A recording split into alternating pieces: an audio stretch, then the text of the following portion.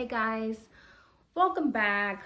For those of you guys who started to tune in and listen to listen to my story, just wanted to welcome you guys back.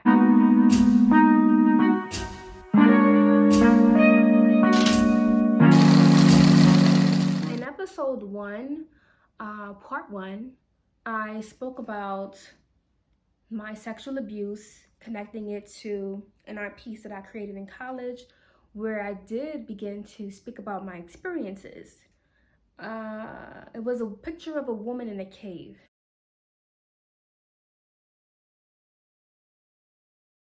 Right? So you see all of these descriptive adjectives written all over her body, drawn all over her body to describe what her experiences was. You see fear, you see rape, you see abuse, you see hate. I think that's another one in there.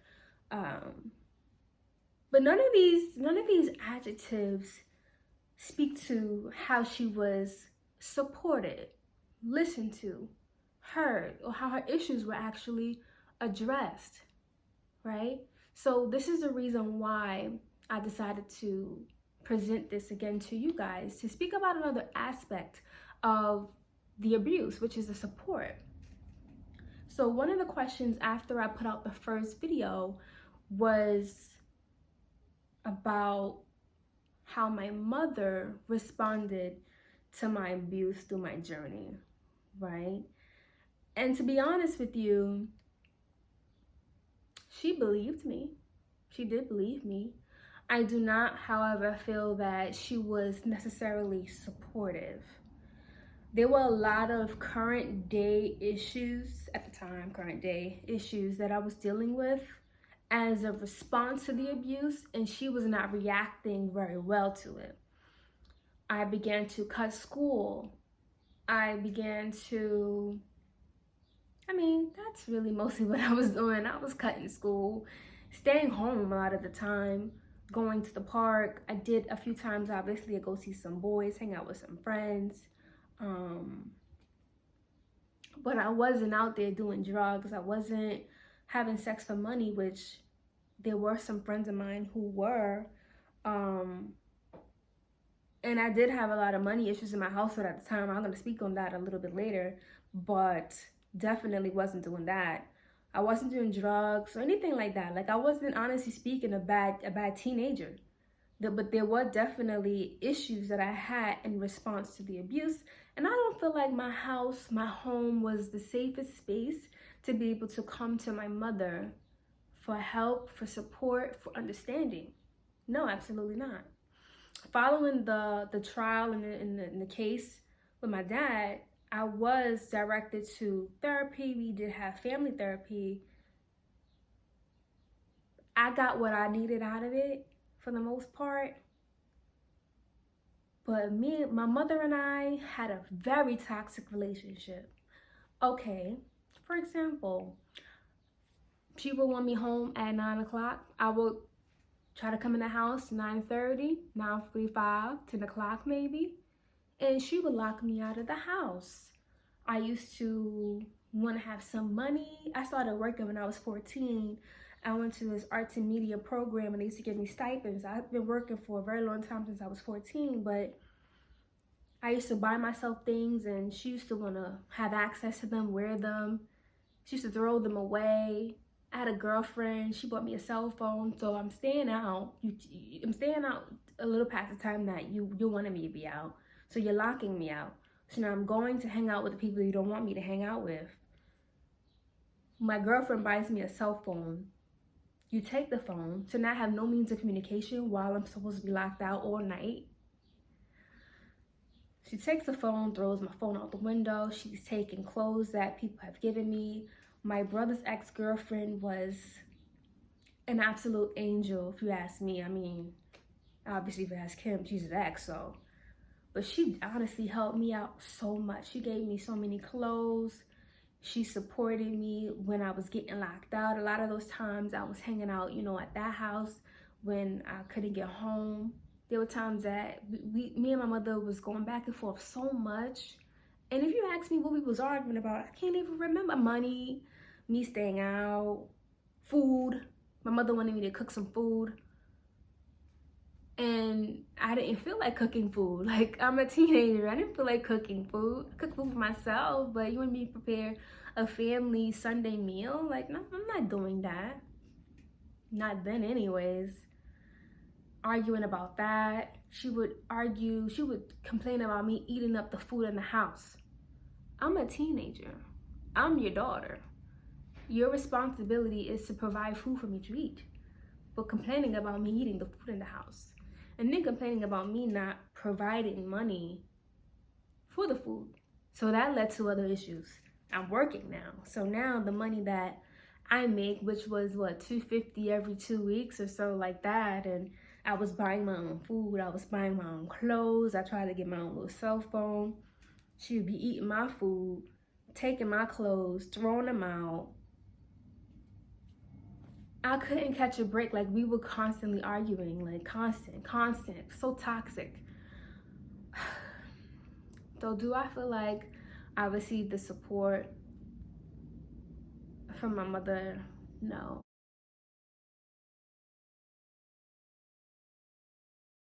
What I needed from her was to sit me down and tell me that as difficult as my abuse was, as much as she doesn't understand why I'm behaving that way, that I could always come to her and depend on her to be there. My mother had this concept of showing me tough love.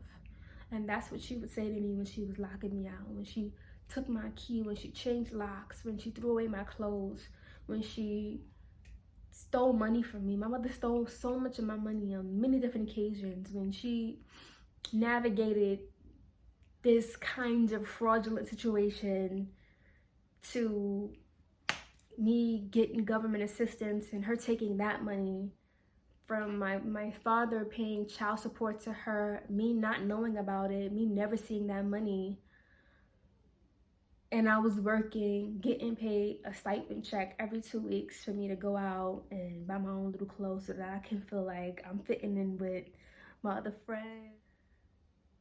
Yeah, I needed my mother to sit me down and tell me her experiences with guys and tell me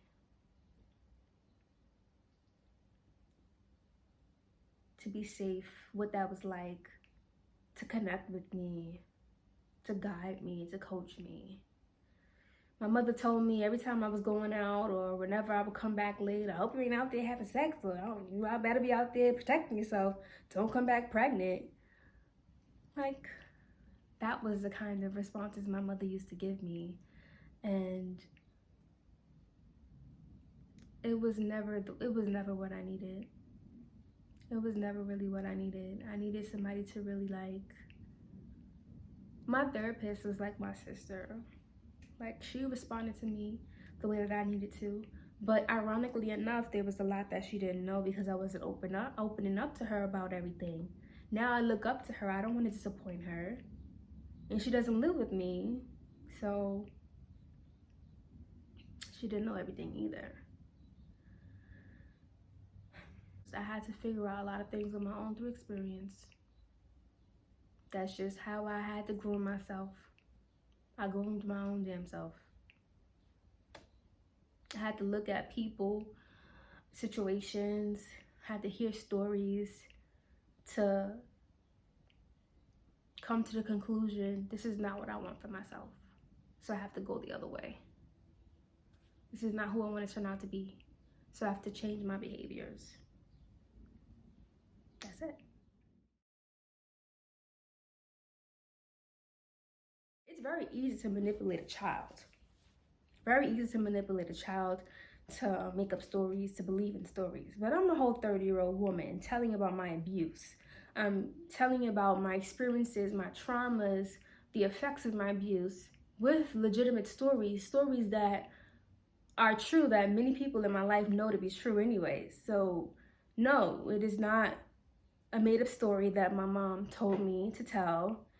These are real life situations that happened to me, real life traumas that I experienced. And, you know, I was having a conversation the other day with a friend of mine, and I was so upset. Like, I was so angry because the kind of feedback that I've been getting from my family has brought up so many new emotions, right? New questions around how my family's responding. Yep, the first set of questions in video 1 was how my family responded to my journey over the years. But now that I've decided to speak about my issues, speak about my story, it's causing a whole nother response. But back to the question. There's no way possible. I mean, there's some pretty fucked up people in the world making up stories. I get it. I'm not one of them. I'm a very accountable person. I've had to take accountability for not just my own actions, but the scary and crazy part about being abused, when you don't have the right support, when you don't have people backing you, believing you, when you don't have the amount of closure you feel like you should have received, you also have to take accountability now for what that person has put on you. So living with that, there's so many times I've had flashbacks of what I was wearing, sexual positions. I remember my mother's bed, like my parents' bedroom where the TV was, the old brown cable box with channels to turn to. I remember holding the channel. Like, I remember turning to the channel for porn myself. I remember my dad's smell. Like, his smell, like down there. Crazy story. I was gonna have sex with this dude, right? And he had the same smell. And I hadn't smelled it in so many years. I was, what, like 17? And the first time he was about to do I smell that shit, and I'm like, oh hell. It wasn't a bad smell, but everybody has their personal smell, and this was a smell almost identical to my dad's smell, and I couldn't move. I couldn't go on. No, my mother did not coerce me to make up a story because they were getting divorced, because they were going through a custody battle. This actually happened to me.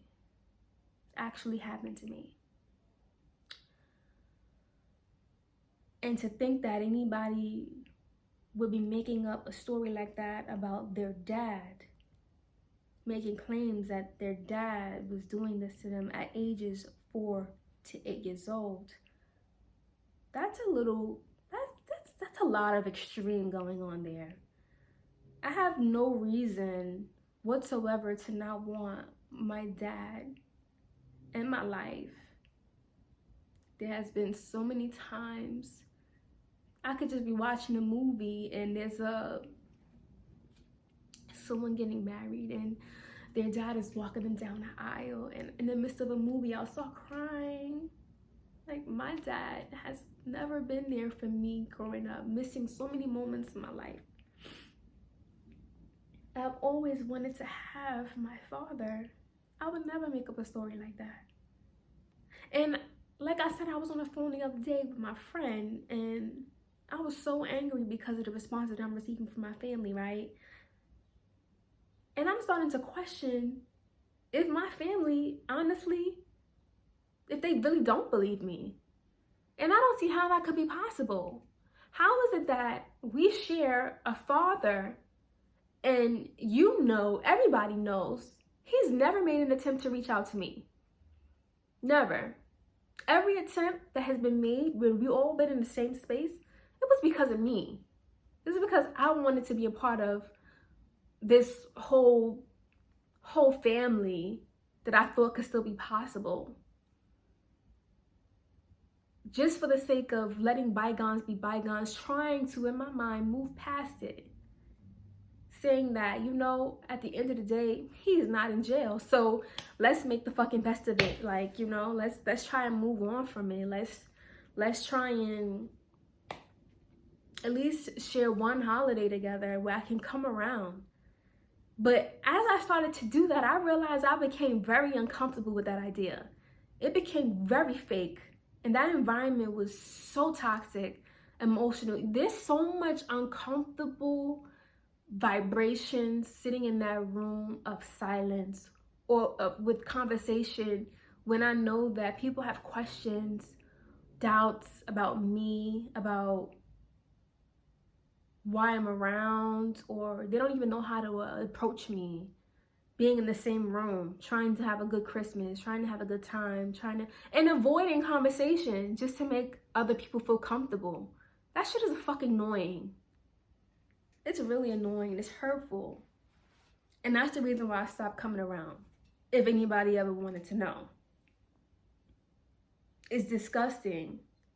I've asked my father to admit to his mother what he did. Of everybody.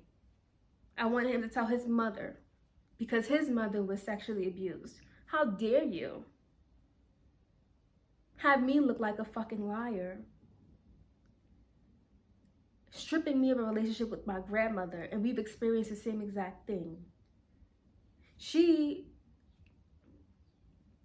became close to my brother's ex-girlfriend, and I became so jealous of their relationship because they had the relationship that I should have had.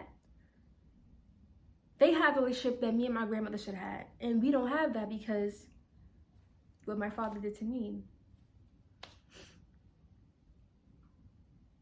It's crazy.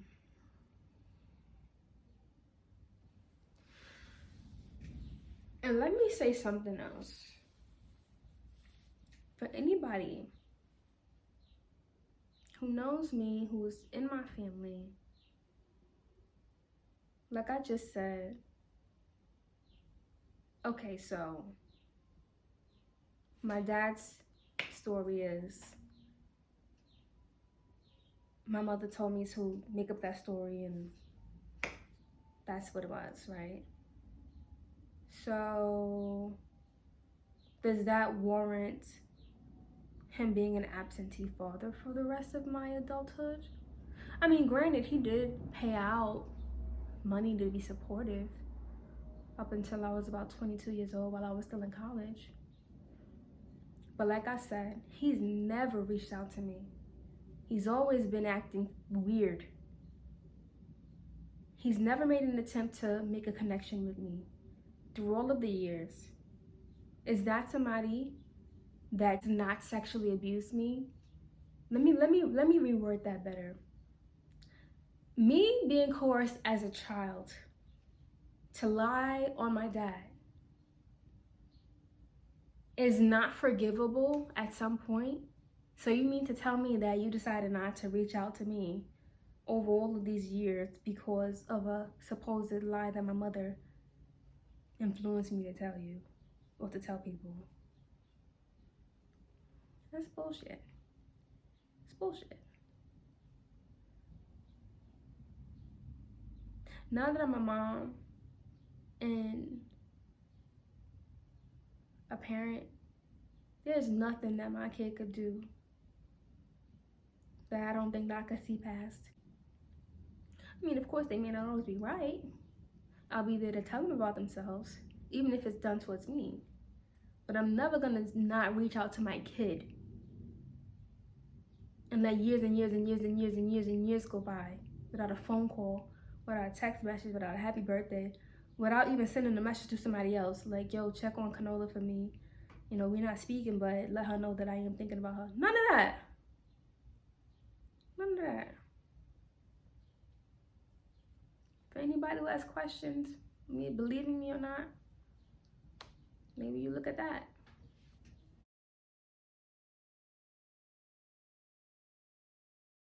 Now that I've had children, I want to make sure that I do my best with being more nurturing and catering to them and rubbing their cheeks and rubbing their backs and bringing them soup when they're sick and aiding their emotional needs. I mean, they're still very young, but these are the things that I want to make sure that I do because I did not have that. There were a lot of emotions that I experienced, a lot of confusion that I've experienced, a lot of things that I went through. My mother never asked me what those experiences were. Why was I cutting school? Who was I out there sleeping with? Why was I doing it? There were so many more ways, approaches my mom could have took when it comes to being emotionally supportive. My mother does suffer with mental illness. She won't tell me what the actual diagnosis is. I don't remember what the diagnosis is. But she's hot, cold. She's never ever wrong. She will point the finger, even if it's honestly her fault.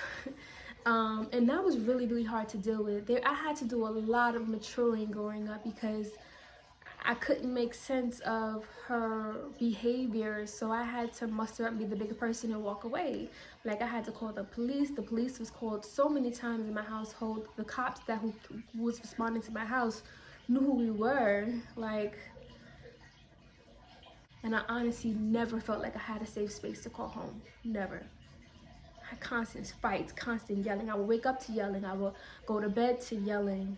In between time, while I was trying to sleep, she was yelling.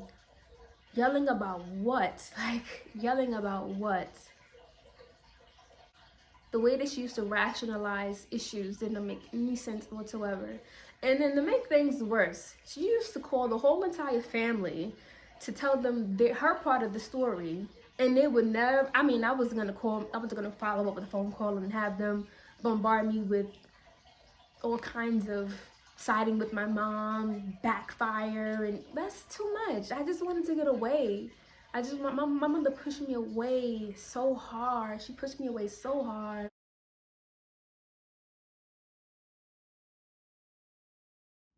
Absolutely. Me being exposed to sex early matured me in so many ways.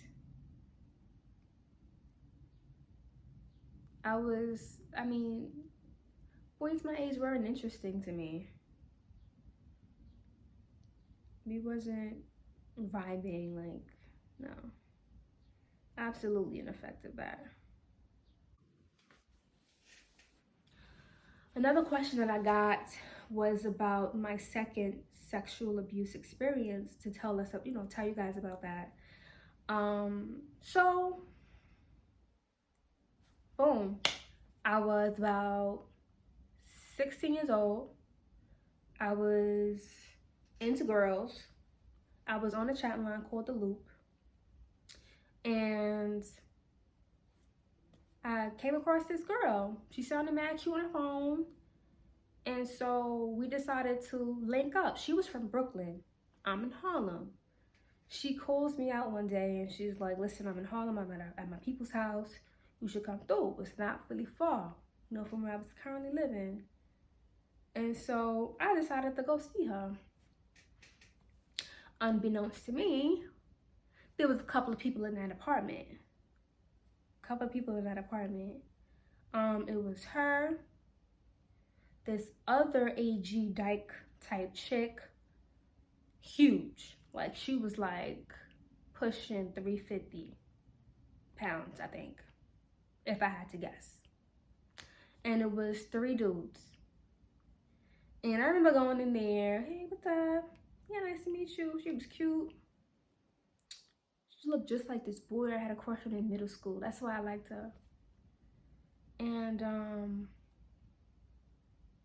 yeah, I sat down. We started talking for a little while. I told her I couldn't stay long. I had told my mother, my cousin was at my house.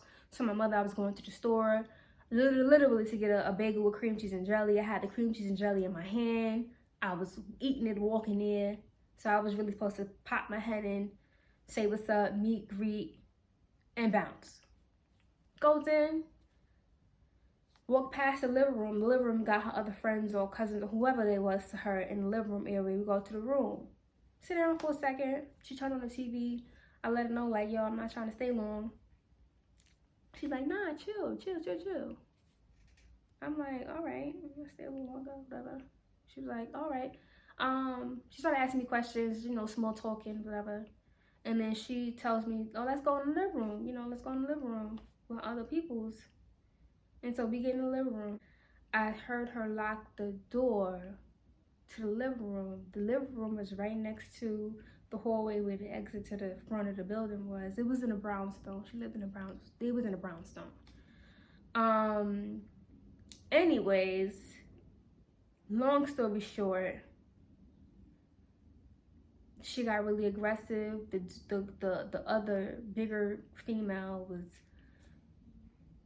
telling me to pull my pants down, and I'm like, fuck you mean? Like, no. Like, what is going on here? I started to pick it up, and she pushed my shoulder and sat me down.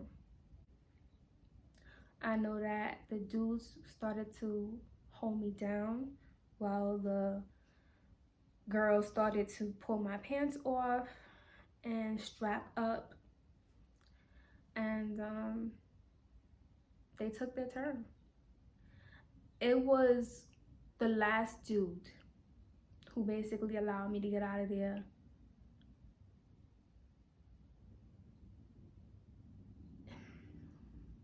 They tried to make me suck his dick. He was scared, I was scared. They was thinking I was gonna bite his penis off, and I was thinking about biting his penis off, but I was also scared of what the fuck might happen to me if I did that, because it was 3 dudes and 2 women, one of which was 350 pounds, and it's just me, my little ass. And they knew that's what everybody was thinking. So what she says was, and you better not fucking think about doing it.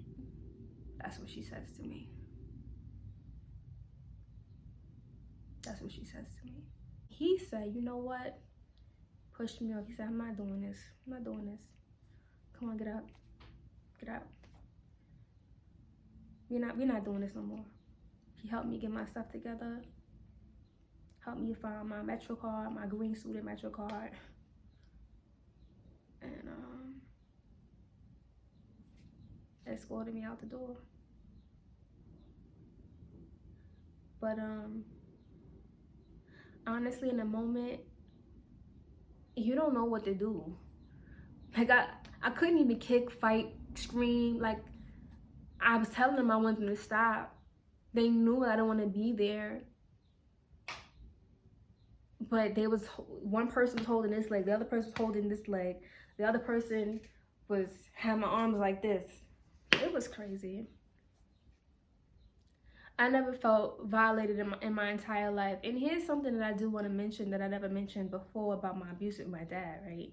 Crazily enough, I don't remember ever experiencing true terror or pain when it came to the abuse of my dad. Maybe I was too young to remember it, but I was too young to remember being hurt or in pain.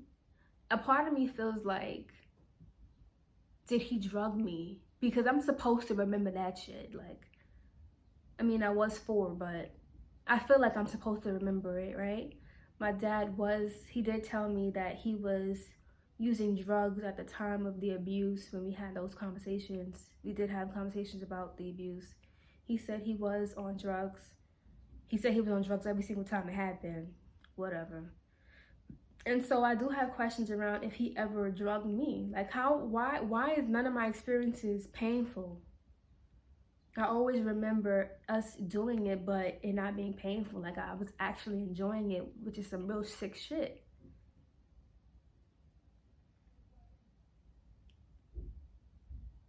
Questions, right? But these are the ways that I was violated. And so it definitely had an effect on, like I mentioned before, how I approach relationships. And after that, I didn't date women no more. Nah, that was over. I couldn't believe a woman set me up like that. Not a girl. Hell no. I remember telling my friend wanted to go back there and jump them and fight them, and I was just like, what's the point? I blamed myself. I went home and I told another friend of mine, somebody that I consider my best friend, the young lady who was also sexually abused that I mentioned in my first video, and she basically said that I brought it on myself. And it was up until recently when I saw Jada Pinkett's Red Table Talk, when Amber Rose was up there, when they was talking about sexual abuse and what that looks like and what that feels like. And even after you say no, if you say no, no is no. No does not mean yes. If you decide to get yourself in a situation that unfortunately puts you in a compromising position, it is nobody's right to violate your personal space. If you don't want to have sex with somebody, even after you get to their house, you have every right to say no. And that is not something that I realized. I held on to that up until last year when I saw that video, and I said, wow, it was a weight lifted off of my fucking shoulders, because I had dealt with so much shame. I blamed myself. I said I shouldn't have been on that chat line. I shouldn't have been to go see a girl. It was supposed to happen. I could have did something else to get out of the situation. There was all of these thoughts and feelings in my mind that I told myself why I was deserving of that treatment. And to be honest with you, there is no way in hell on earth that was deserving. Absolutely not. And I'm so glad Jada Pinkett and Will Smith been in the limelight lately, and everybody ain't feeling her, but she brought out something that I needed to hear, I needed to see, and this is a part of the reason why I'm talking about it now, because we need to hear these stories. We need to have these conversations. There's a lot of people, I'm sure, is walking around here that put themselves in situations that they feel like, well, damn, it's their fault because they put themselves in that situation. Not necessarily. Not necessarily. And we gotta start having these conversations with our young men about how to approach women, how to deal with women sexually, how to tread lightly, when to say no, when to walk away. And we gotta coach our young women on how to navigate those relationships, how to be careful to avoid those situations. Because there was nobody that could have told me I was gonna walk into that situation, to be honest with you. Chat line or no chat line, I had spent months on the phone with this young woman who I developed a relationship over the phone with, who I could relate to. She wasn't much older than me. She was like 2 years older than me. You know what I'm saying? We had sent pictures through email. We were sending pictures through email. We didn't have MySpace yet. And she did that. It was a young woman. So this is what I'm saying. It's so important that we have to get ahead of this and talk to our young people about this, because it happened to me. I was sexually abused by my dad.